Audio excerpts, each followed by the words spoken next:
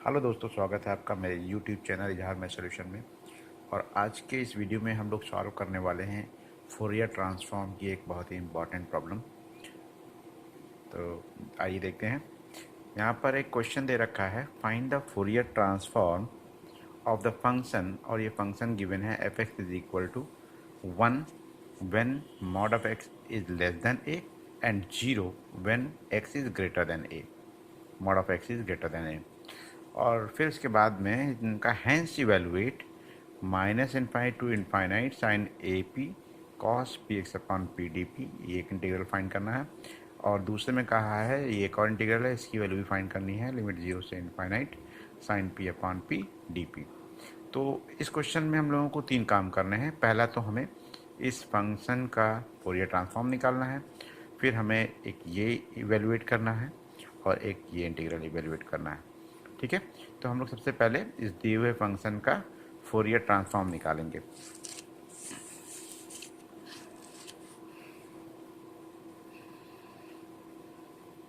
देखिए, जैसा कि आप लोग जानते हैं, जब भी हम लोग किसी फंक्शन का फोरियर ट्रांसफॉर्म निकालते हैं, मान लीजिए एफ एक्स का फोरियर ट्रांसफॉर्म निकालते हैं, तो बाय डेफिनेशन हम लोग क्या करते हैं, उस फंक्शन को ई की power minus I P x से मल्टीप्लाई कर देते हैं और फिर इंटीग्रेट कर देते हैं एक्स के रिस्पेक्ट में, और लिमिट माइनस इनफाइनाइट से प्लस इनफाइनाइट रखते हैं। ये जो इंटीग्रेट होने के बाद आता है उसी को हम लोग इस एफ एक्स का फोरियर ट्रांसफॉर्म कहते हैं। अब ध्यान दीजिए, इंटीग्रेशन हम लोगों को माइनस इनफाइनाइट से प्लस इनफाइनाइट तक करना होता है, यानी कि फंक्शन जो है माइनस इनफाइनाइट से प्लस इनफाइनाइट तक क्या है वो हमें पता होना चाहिए। यहाँ जो फंक्शन दे रखा है उसमें कहा है कि फंक्शन की वैल्यू 1 होगी जब mod of X less than A होगा, और फंक्शन की वैल्यू 0 होगी जब mod of X greater than A होगा। यानी कि फंक्शन दो अलग अलग टाइप का है, अलग अलग रेंज के लिए। मॉड ऑफ एक्स से छोटा, जब मॉड ऑफ एक्स जब ए से छोटा रहेगा तो फंक्शन की वैल्यू 1, और मॉड ऑफ एक्स जब ए से बड़ा रहेगा तो फंक्शन की वैल्यू 0 हो जाएगी। तो हम लोगों को इसको इंटीग्रेट करने के लिए इसकी लिमिट्स को ब्रेक करना पड़ेगा। तो कहाँ से कहाँ तक के लिए हमें लिमिट क्या लेनी है वो देखने के लिए मैं नंबर लाइन पे आपको बताता हूँ कि इसकी लिमिट कैसे हमें तोड़नी है। देखिए, ये एक नंबर लाइन है, ठीक है। मान लीजिए कि यहाँ पर है x is equal to A और यहाँ पर है x is equal to minus A, ठीक है। जैसा कि आप लोग जानते हैं कि mod of x less than A होने का मतलब होता है कि x जो होगा वो a से छोटा लेकिन माइनस ए से बड़ा होगा, ठीक है। ठीक इसी तरह से मॉड ऑफ x अगर ग्रेटर देन a है तो इसका मतलब हुआ कि x जो होगा वो ग्रेटर देन तो a होगा लेकिन माइनस ए से लेस देन होगा। ये आप लोगों को पता होना चाहिए। अगर नहीं पता है तो इसको आप याद रखिएगा कि अगर मॉड ऑफ एक्स ए से छोटा हुआ तो इसका मतलब है एक्स माइनस ए से ए के बीच है, और अगर mod of X greater than A है तो इसका मतलब है कि एक्स माइनस ए से बड़ा है लेकिन ए से छोटा है। अब इस नंबर लाइन पर अगर हम देखें तो mod of X less than A का मतलब है कि माइनस ए से ए के बीच में एक्स रहेगा, यानी कि इस रेंज की बात हो रही है, माइनस ए से ए के तक। Mod of X less than A यानी कि X is between minus A to A, यानी कि इस इतनी रेंज की बात हो रही है, ठीक है।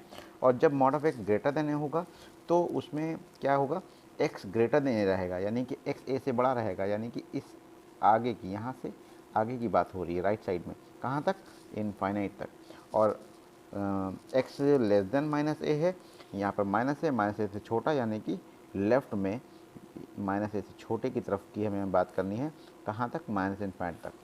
मतलब ये वाला जो इंटरवल है जो mod of X less than A बता रहा है उसमें इस इतनी डिस्टेंस की बात हो रही है, और ये वाला जो इंटरवल है mod of X greater than A उसमें कौन सी बात हो रही है, ए के आगे पूरा इनफाइनाइट तक और माइनस ए के पीछे पूरा माइनस इनफाइनाइट तक, ठीक है। यानी कि माइनस ए से ए के बीच, यानी कि mod of X less than A के बीच फंक्शन की वैल्यू 1 रहेगी, यानी कि इस इतनी रेंज में फंक्शन की वैल्यू 1 रहेगी। और mod of X greater than A के लिए फंक्शन की वैल्यू 0 है, यानी कि एक्स ग्रेटर देन ए के लिए फंक्शन की वैल्यू 0 है इनफाइनाइट तक, और एस लेस देन माइनस ए के लिए भी फंक्शन की वैल्यू 0 है। यानी कि अगर हम लोग देखें तो पूरा माइनस इनफाइनाइट से प्लस इनफाइनाइट तक फंक्शन की जो वैल्यू है वो 3 टुकड़ों में है, माइनस इन्फाइनाइट से माइनस ए तक फंक्शन की वैल्यू 0, माइनस ए से ए तक फंक्शन की वैल्यू 1 और ए से इन्फाइनाइट तक फंक्शन की वैल्यू 0। यानी कि फंक्शन 3 पार्ट में ब्रेक हुआ है। तो हमें जब एफ एक्स का फोरियर ट्रांसफॉर्म निकालना होगा तो हम लोग एफ एक्स की जो लिमिट है उनको 3 पार्ट में ब्रेक करेंगे इंटीग्रेट करने के लिए। तो देखिए इसको इंटीग्रेट करना है हमें, तो Fourier transform of F X is equal to हो जाएगा पहले माइनस इन्फाइनाइट से माइनस ए तक एफ एक्स इंटू ई की power minus I P X D X plus minus A से ए तक एफ एक्स ई की power minus I P X D X plus A से infinite तक। Function अंदर अभी फ़िलहाल वही है। अब इन रेंज के हिसाब से इस फंक्शन की वैल्यू हम रखेंगे। अब इस वाली रेंज में माइनस इनफाइनाइट से माइनस ए में फंक्शन की वैल्यू क्या है? 0। तो हम यहाँ रख देंगे 0। तो यहाँ जब 0 रखेंगे तो ये पूरा इंटीग्रल 0 हो जाएगा। प्लस माइनस ए से ए की रेंज में फंक्शन की वैल्यू 1 है, हम यहाँ 1 रखेंगे तो ये बचेगा minus A to A F X की जगह पर आ जाएगा 1 इंटू ई की power minus I P X D X plus अब यहाँ पर देखिए ए से इनफाइनाइट तक के लिए फंक्शन की वैल्यू 0 है, तो यहाँ जब एफ एक्स की जगह 0 रखेंगे तो ये पूरा भी 0 हो जाएगा। तो हमारे ये 3 इंटीग्रल हो गए थे, 3 में से 2 0 हो गए, खाली एक बचा। अब 1 इंटू ई की पावर आई पी एक्स, तो ई की पावर आई पी एक्स ही रहेगा, इसको इंटीग्रेट करेंगे तो ये आ जाएगा ई की power minus I P X upon minus I P, limit minus A to A, इसमें लिमिट लगा दीजिए, -1 अपॉन आई पी तो बाहर आ जाएगा, ए रखेंगे तो ई की power minus I P A minus E की power plus I P A, क्योंकि एक्स की जगह पर हमने रख दिया माइनस ए यानी कि लोअर लिमिट। ठीक है, तो ये इसका इंटीग्रल आ गया। अब आप इसको और भी सिंप्लीफाई कर सकते हैं। आपको एक फॉर्मूला पता होगा कि ई की power I Z minus E की पावर माइनस आई जेड बराबर होता है 2i साइन जेड। इस फॉर्मूले का अगर हम लोग इस्तेमाल करें तो यहाँ पर हम लोग ई की power I P A minus E की power minus I P A में जेड की जगह पर देखिए ए पी है या पी ए है, तो इसकी जगह पर लिख सकते हैं 2i साइन पी ए। तो ये बन जाएगा -1 अपॉन आई पी और इसकी जगह पर आ जाएगा 2i साइन पी ए और ये i से कैंसिल आउट हो जाएगा। ठीक है, तो यहाँ पर माइनस कॉमन भी लेना होगा हम लोगों को, यहाँ से माइनस कॉमन ले लेंगे तो ये फॉर्मूला बनेगा, देखिए ऐसे 1 अपॉन आई पी ई की power I P A minus E की power minus I P A. अब ये फॉर्मूला बनेगा, इसकी जगह पर हम रख देंगे ये प्लस हो जाएगा। ठीक है, तो आई कट जाएगा तो बचेगा 2 sine P A upon P. ये आ गया आपका फोरियर ट्रांसफॉर्म। एक पार्ट हम लोगों ने कर लिया, दिए हुए फंक्शन का फोरियर ट्रांसफॉर्म निकालना था वो हम लोगों ने निकाल दिया। अब दूसरे पार्ट की तरफ चलते हैं।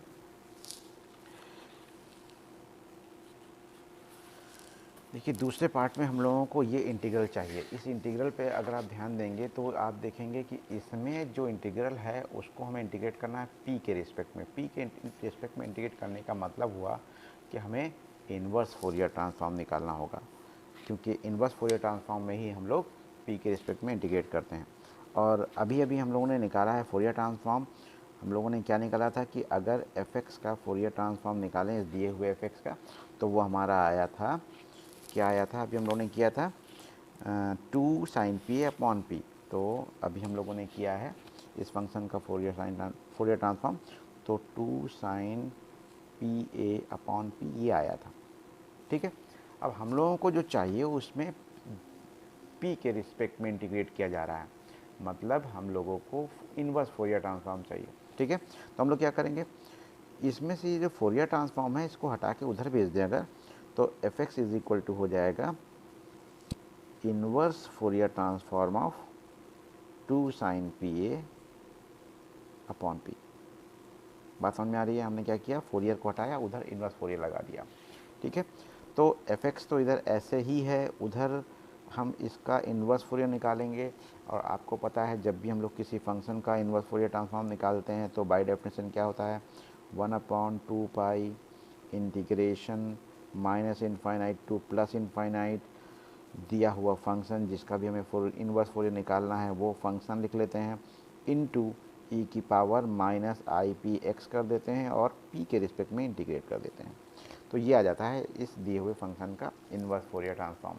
ओके, तो यहाँ से देखिए 2 और 2 कैंसिल हो जाएगा, जो बची हुई वैल्यू है उसको हमें इंटीग्रेट करना है। क्या बचा है, minus infinite to plus infinite sine P A upon P, और जो ई की पावर आई पी एक्स है उसको हम लोग लिख सकते हैं cos P X minus I sine P X D P. ठीक है, कैसे लिखा ये, एक फॉर्मूला होता है आयलर फार्मूला कि ई की पावर माइनस आई थीटा बराबर होता है cos theta minus I sine theta. ये फॉर्मूला हम लोगों ने यहाँ यूज़ किया है। ओके, तो अब हम लोग क्या करें, अब इसको पहले अंदर मल्टीप्लाई कर लें दोनों के साथ अलग अलग, और इंटीग्रेशन भी इनका अलग अलग कर लें। तो 1/पाई भी साथ में अंदर दोनों के साथ अलग अलग जाएगा, माइनस इनफाइनाइट से plus infinite sine P A upon P into cos P X D X, sorry D P, minus ये आई कांस्टेंट है बाहर रहेगा, अपॉन में पाई आ गया बाहर से, integration minus infinite to plus infinite sine P A upon P, ये बाहर से आया और अंदर साइन पी एक्स पहले से था डी पी। ये क्या हुआ, बात समझ में आ रही है। दोनों को अंदर इस पूरे को दोनों पे अलग अलग डिस्ट्रीब्यूट कर दिया, मल्टीप्लाई कर दिया, इंटीग्रेशन भी दोनों में अलग अलग लगा दिया।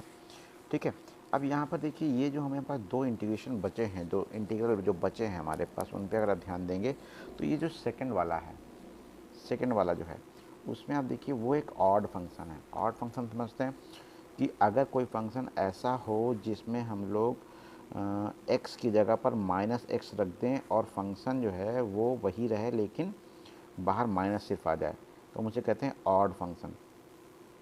ठीक है ना, तो यहाँ पर देखो अगर p की जगह पर माइनस पी रखेंगे तो यहाँ हो जाएगा साइन माइनस पी, माइनस बाहर आ जाएगा।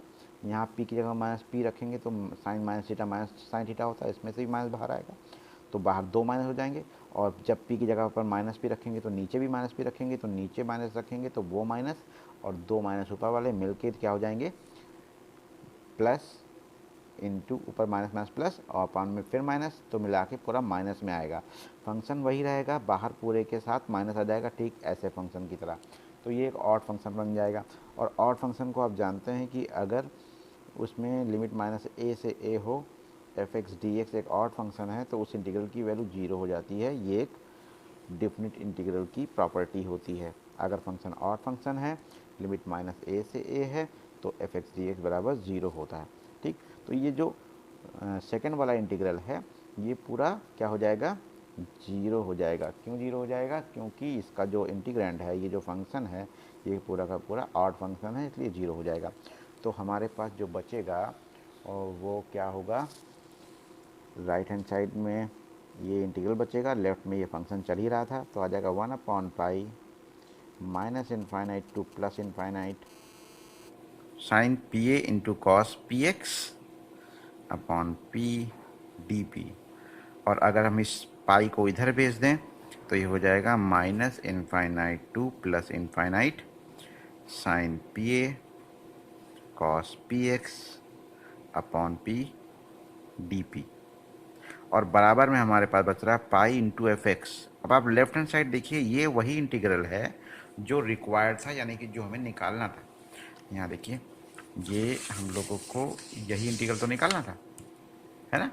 तो ये हमें जो चाहिए था वो तो आ गया, लेकिन यहाँ पर अभी एफ एक्स के फॉर्म में है, तो ये जो एफ एक्स हमें फंक्शन दिया हुआ था उसकी वैल्यू रख दीजिए। ये देखिए ये फंक्शन जो दिया था एफ एक्स यहाँ पर रख दो एफ एक्स की जगह पर, तो क्या होगा, एफ एक्स की जगह पर हम रख देंगे पाई और एफ एक्स की जगह पर आ जाएगा 1 when mod of X is less than A and 0 when mod of X is greater than A. आप चाहो तो इस पाई को अंदर मल्टीप्लाई कर सकते हो, तो ये पाई एक बार 1 के साथ जाएगा तो पाई इंटू 1 पाई बचेगा।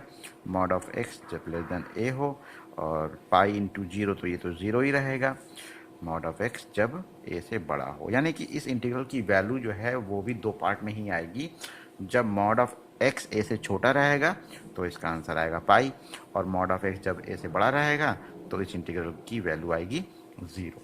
ठीक है, ये दूसरा पार्ट हो गया। अब हम लोग तीसरे पार्ट की तरफ चलें। देखिए तीसरे पार्ट में कहा है 0 से infinite sine P upon P D P. अब इसमें भी है तो डी पी ही, बस खाली इसमें देखो ए भी नहीं है। तो हम क्या करेंगे, इसी इंटीग्रल को, ये जो हमारा ये वाला इंटीग्रल आया है, इसी से हम लोग उसको बनाएंगे। तो सबसे पहले तो हम ए को हटाएं। ये जो इंटीग्रल हमारे पास मिला है, जो हमें लिमिट माइनस इनफाइनाइट से infinite sine P A cos P X upon P D P. ठीक है, अब हम लोग क्या करें, इसी में पहले ए को हटाएं। क्या करें, putting A is equal to 1, इसमें ए 1 रख दें तो क्या होगा, यहाँ इंटीग्रल हो जाएगा लिमिट माइनस इनफाइनाइट से प्लस इनफाइनाइट साइन पी बचेगा सिर्फ cos P X upon P D P, और उधर भी हमें ए की जगह 1 रखना पड़ेगा। तो आंसर हमारा हो जाएगा, जब मॉड ऑफ एक्स 1 से छोटा होगा तो वैल्यू पाई, और जब मॉड ऑफ एक्स 1 से बड़ा होगा तो वैल्यू 0। लेकिन अभी हमें इसमें से कॉस भी हटाना है, तो हम लोग क्या करें, अब इसमें एक्स की जगह पर क्या रख दें, 0 रख दें। ठीक है, एक्स की जगह जब 0 रखेंगे तो क्या होगा, putting X is equal to 0, तो ये इंटीग्रल बन जाएगा लिमिट माइनस इनफाइनाइट से plus infinite sine P A, और यहाँ हो जाएगा कॉस 0, ठीक है, अपॉन पी डी पी। और उधर ये जो दो पार्ट में टूटा हुआ था उसमें ध्यान दीजिए, अब x हो गया 0। जब x 1 से छोटा रहे तो पाई आता है, और x है 0, यानी कि 1 से छोटा ही है तो पाई आएगा। x 1 से बड़ा हो तो 0 आता है, तो यहाँ तो 1 से बड़ा है ही नहीं, तो हमारे पास क्या बचेगा, सिर्फ पाई बचेगा, क्योंकि x हमने 0 लिया है और 0 1 से छोटा है, तो सिर्फ ये वाली वैल्यू बचेगी। बात समझ में आ रही है। तो अब हमारे पास जो इंटीग्रल है वो है माइनस इनफाइनाइट से plus infinite sine P upon P cos 0 1 होता है, D P is equal to पाई।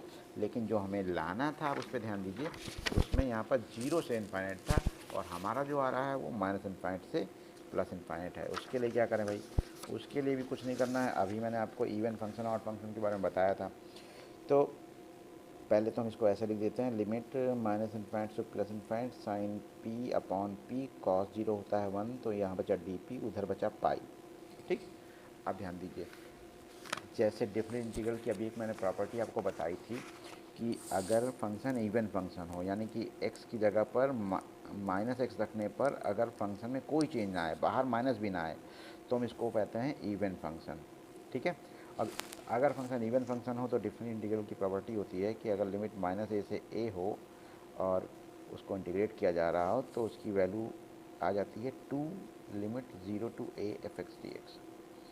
ये इवन फंक्शन के लिए होता है, और फंक्शन के लिए यही चीज़ 0 होती है, इवन फंक्शन के लिए क्या होता है, बाहर 2 आ जाता है। तो यहाँ पर देखो p की जगह पर अगर हम माइनस पी रख दें तो साइन माइनस पी माइनस बाहर आ जाएगा, साइन पी रहेगा, और नीचे माइनस पी रखेंगे तो नीचे भी एक माइनस आएगा, ऊपर भी एक माइनस आएगा, माइनस माइनस कट जाएगा, प्लस हो जाएगा, फिर से साइन पी अपॉन पी ही रहेगा, यानी कि ये एक इवन फंक्शन है।